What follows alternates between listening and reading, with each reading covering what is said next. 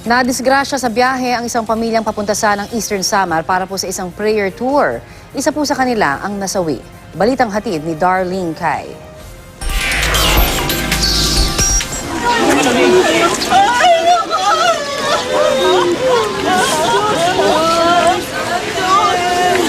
Ang dapat sana'y makabuluhang lakbay kabataan prayer tour ng pamilya Suwalibyo, nauwi sa malagim na disgrasya.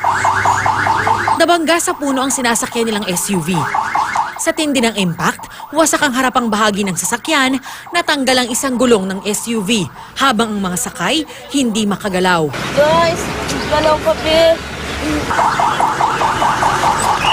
Kalkulado at maingat ang pagkuha ng mga rescuer kay Joyce at sa kapatid niyang si Emmanuel at sa nanay nilang si Mila Flor.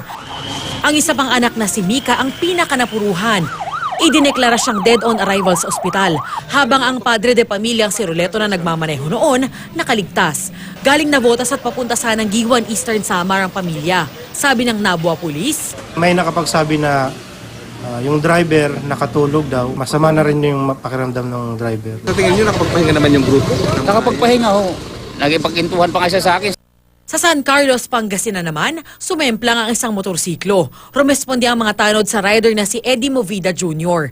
Isasakay na sana ang biktima sa ambulansya nang biglang inararo sila ng isa pang sasakyan. Ang isang sugatan, naging 6 dahil sa sumunod na aksidente.